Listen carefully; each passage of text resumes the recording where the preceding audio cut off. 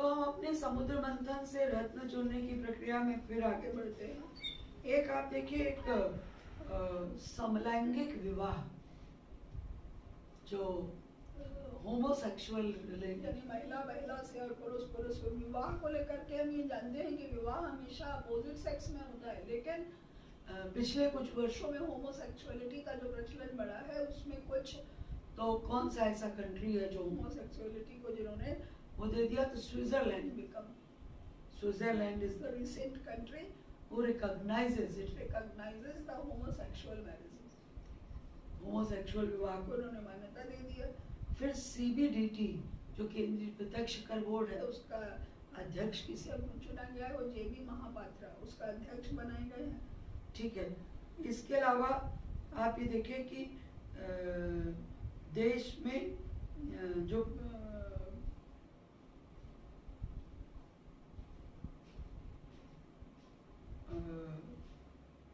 नागालैंड का कौन सा एग्रीकल्चरल प्रोडक्ट है जिसे GI टैग मिला है?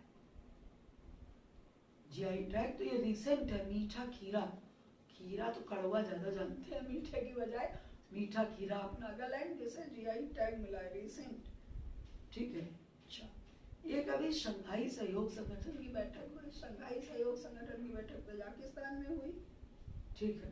अच्छा, इसके अलावा BSF का महानिर्देशक किसे नियुक्त किया गया? BSF का डायरेक्टर जनरल पंकज कुमार सिंह। ठीक है, ओके। इसके अलावा आप ये देखिए कि जो ये हम लोगों ने कल लिया था, वैसे वर्ल्ड इनोवेटिव इंडेक्स में भारत की कौन सी रैंकिंग है? तो वर्ल्ड इनोवेटिव इंडेक्स में भारत की जो रैंकिंग है वो 46 है। इसे जारी कौन करता है? तो विश्व बौद्धिक संपदा संगठन। ठीक है, विश्व बौद्धिक संगठन, संपदा संगठन। एक क्वेश्चन आ रहा है, तो जो श्री कृष्ण का जन्म स्थान है उसके आसपास कितने एरिया को पिलग्रिमेज घोषित किया गया है, तीर्थ स्थान घोषित किया गया है? तो श्री कृष्ण जन्म स्थान के आसपास लगभग 10 किलोमीटर, 10 स्क्वायर किलोमीटर का जो एरिया है उसे पिलग्रिमेज घोषित किया गया है। वही है ताकि कोई अनावश्यक वहां पे कंस्ट्रक्शन न कर ले, इसलिए। ओके, फिर है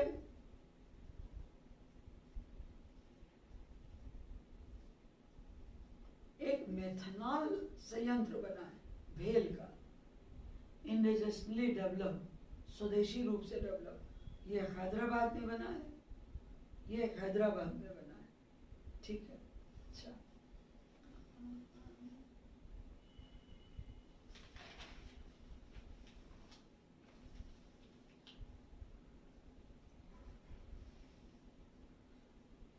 अगर क्वेश्चन आता है कि यूपी की तरफ से पैरा ओलंपिक्स में या देश की तरफ से पैरा ओलंपिक्स में पहला मेडल किसने जीता, तो from the side of country the first India, side of India the first medal in para Olympics by Bhavana Patil.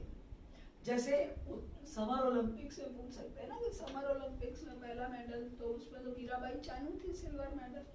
Mirabai Chanu, जैसे कहते हैं ना बोहनी बहुत अच्छी हो गई, तो बोहनी अच्छी हो गई तो मीराबाई चानू ने जीता।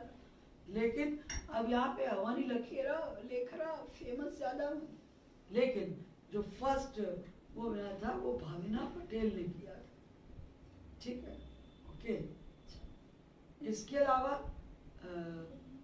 एक सरदार धाम भवन बना है, प्राइम मिनिस्टर ने इनॉग्रेट किया है। तो सरदार धाम भवन जो इनॉग्रेट किया गया है वो अहमदाबाद में। ठीक है। एक भौतिक विज्ञान का शांति स्वरूप भटनागर पुरस्कार, फिजिक्स का शांति स्वरूप भटनागर पुरस्कार डॉक्टर कनक साहा ने। डॉक्टर कनक साहा। अच्छा, ये हम लोग जानते हैं कि आपने याद किया ही होगा, देश में उत्तर प्रदेश में देश की कुल जनसंख्या का 1650% है। जनसंख्या सबसे ज्यादा है, सबसे ज्यादा जनसंख्या वाला जिला इलाहाबाद है, जिसमें 59 लाख से ज्यादा 59 लाख से ज्यादा की जनसंख्या हो गई है। 59 लाख सबसे कम जनसंख्या महोबा डिस्ट्रिक्ट की है, वो केवल 8 लाख है। महोबा डिस्ट्रिक्ट 8 लाख। और सबसे ज्यादा जो डिकेड ग्रोथ रेट है, अगर मान लो क्वेश्चन आता है कि गौतम बुद्ध नगर की दशकीय वृद्धि दर सबसे ज्यादा है, जनसंख्या वृद्धि दर सबसे ज्यादा है, दशकीय वृद्धि दर, और उसमें लिखे कि गौतम बुद्ध नगर में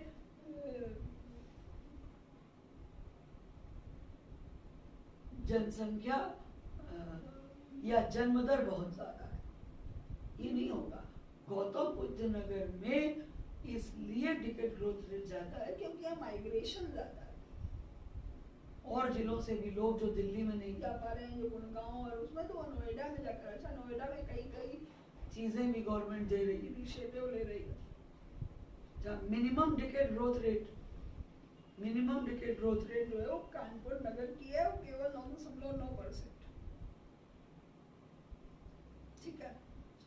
सबसे ज्यादा लिटरेसी नोएडा की है और सबसे कम श्रावस्ती की है। Minimum maximum women literacy Kanpur की है, मिनिमम वुमेन लिटरेसी श्रावस्ती की है।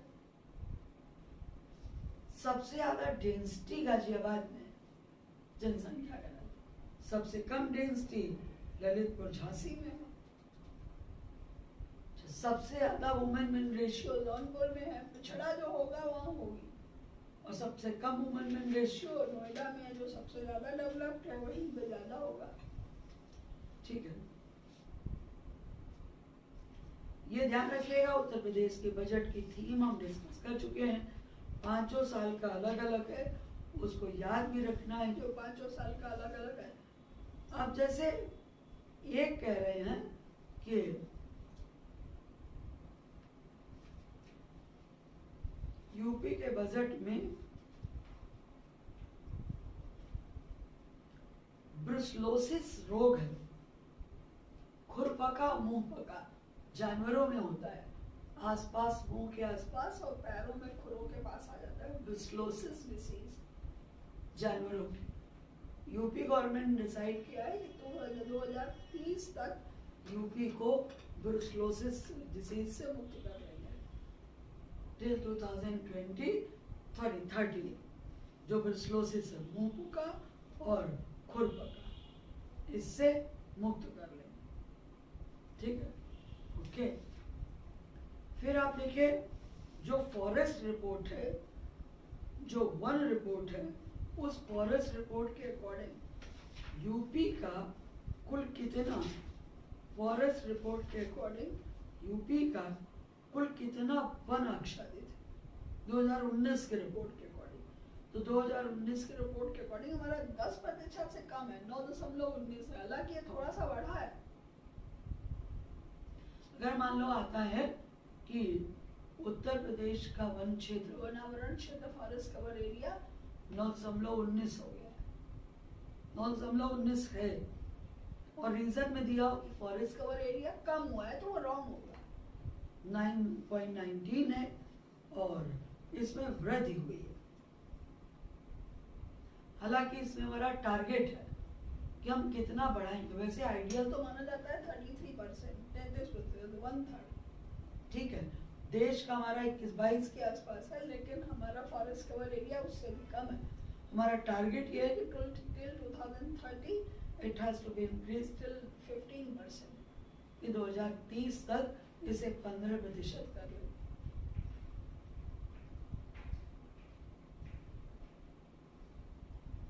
2030 तक इसे 15% कर ले। ठीक,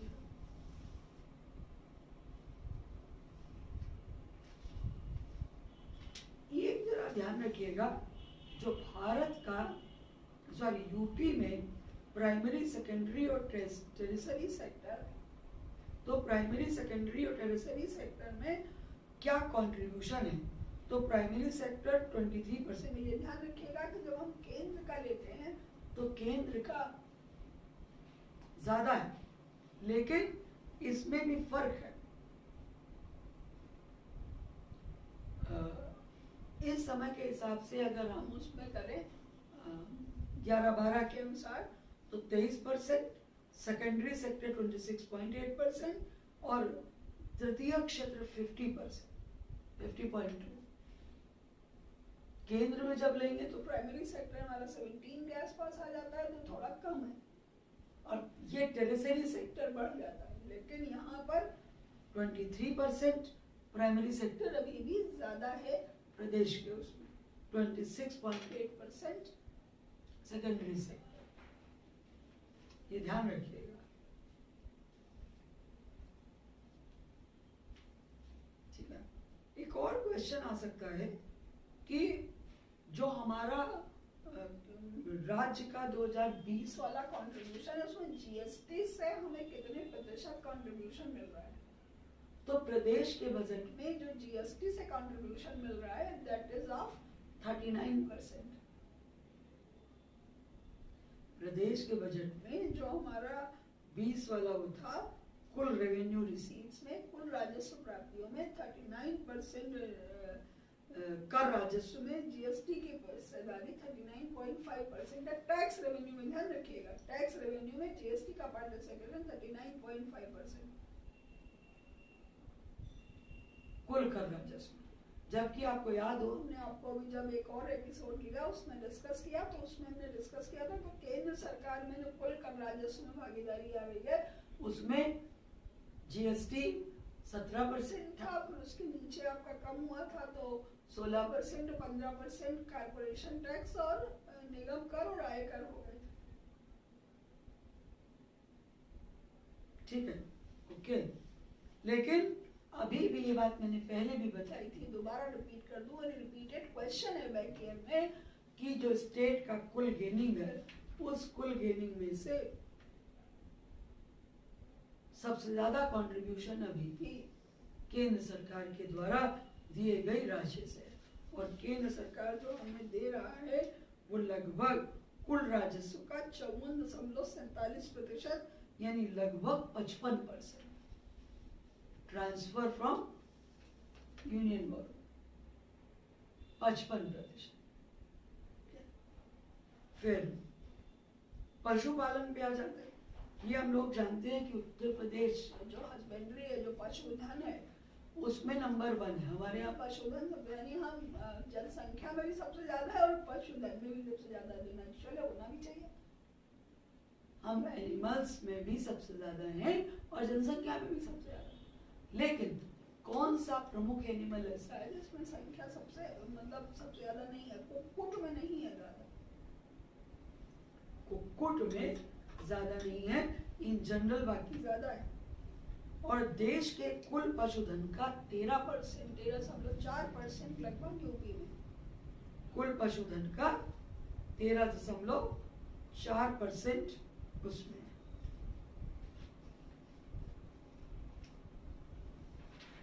ठीक है, दुग्ध उपलब्धता भी यहाँ पर ज्यादा है ना, दुग्ध उपलब्धता भी ज्यादा है। ठीक है, अब आप देखिए एक क्वेश्चन है कि जो उत्तर प्रदेश में मुख्यमंत्री कृषक दुर्घटना कल्याण योजना है, तो जो कृषक दुर्घटना कल्याण योजना है उसमें कितनी धनराशि हेल्प के रूप में प्रोवाइड कर रहा है? कितनी धनराशि? 5 लाख रुपए कृषक दुर्घटना कल्याण योजना।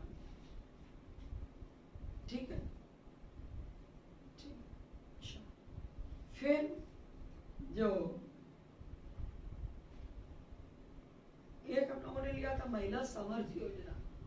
महिला सामर्थ्य योजना किससे रिलेटेड थी? महिला सामर्थ्य योजना थी दुग्ध उत्पादन, महिला दुग्ध उत्पादन से रिलेटेड। अच्छा, कन्या सुमंगला योजना में कितना वो दे रहे हैं, हेल्प कितनी कर रहे हैं लड़कियों को? इकोनॉमिक है। कन्या सुमंगला योजना में 15,000 जो पात्र कन्याएं। ठीक है, अच्छा। 21-22 के बजट में कहाँ पर वो बना रहे हैं मेडिकल कॉलेज? नहीं, 21-22 के पर्टिकुलर कई मेडिकल कॉलेज खुलने हैं, लेकिन पर्टिकुलर 21-22 के बजट में कहाँ पर मेडिकल कॉलेज? अमेठी और बलराम।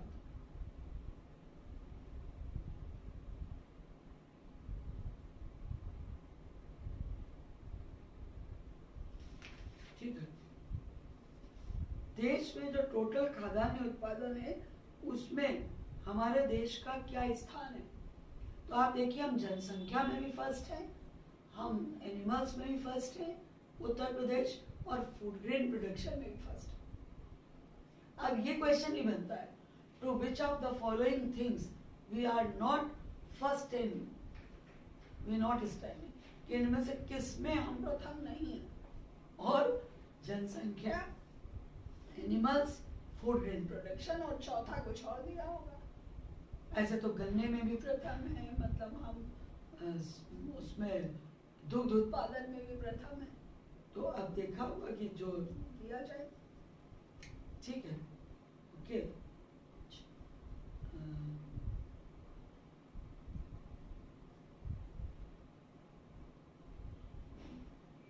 एक जो बड़ा आश्चर्य है, एक जो 20 ने विश्व मात्स्यिकी दिवस पर वो मिला है, बेस्ट इनलैंड स्टेट पुरस्कार मिला है। बेस्ट इनलैंड स्टेट पुरस्कार ये उत्तर प्रदेश को मिला है, बेस्ट इनलैंड, ठीक है। 2020 में जो गवर्नमेंट ऑफ इंडिया ने ease of doing business report जारी की है, ease of doing business report, उसमें यूपी का स्थान कौन सा है, यूपी का प्लेस कौन सा है। ईज ऑफ डूइंग बिजनेस में आपको याद हो हमारा दूसरा है, और पिछले में 12वां था। अब हमने 10 स्थान की छलांग लगाई है और अब हम दूसरे नंबर पे आ गए। ये अति अति अति अति अति इम्पोर्टेंट है।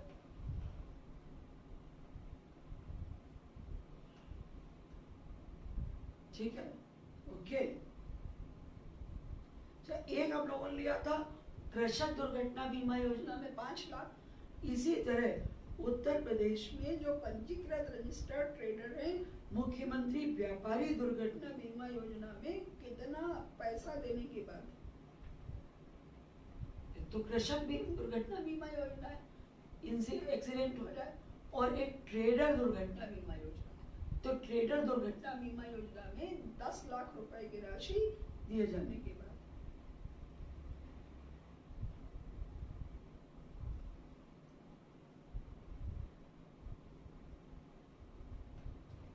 ठीक है,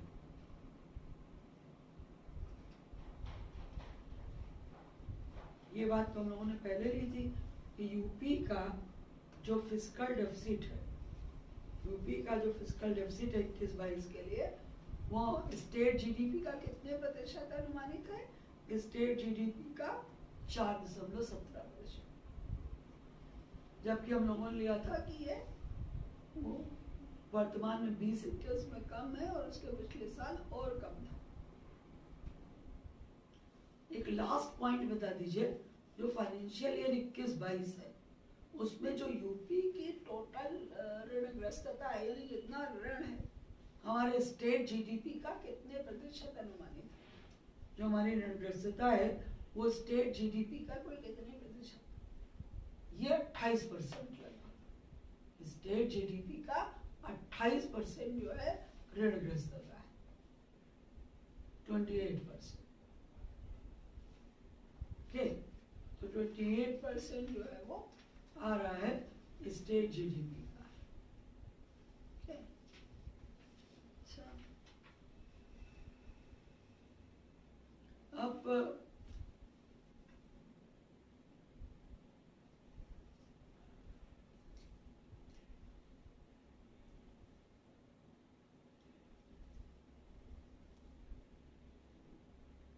अगर ये पूछा जाए कि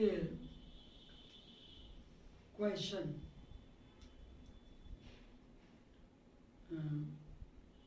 इस बार चूंकि वो है ओलंपिक्स हुए हैं, तो कुछ उस पे आपको बैकग्राउंड में पूछ सकते हैं।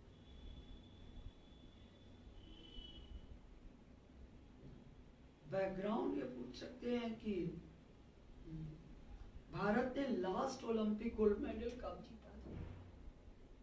तो आप जानते हैं ना लास्ट ओलंपिक गोल्ड मेडल कब जीता था, ये याद कर लीजिए। और अगले ओलंपिक्स कहाँ होंगे, हम लोग वैसे ले चुके हैं, अगले ओलंपिक जो है वो पेरिस 2024।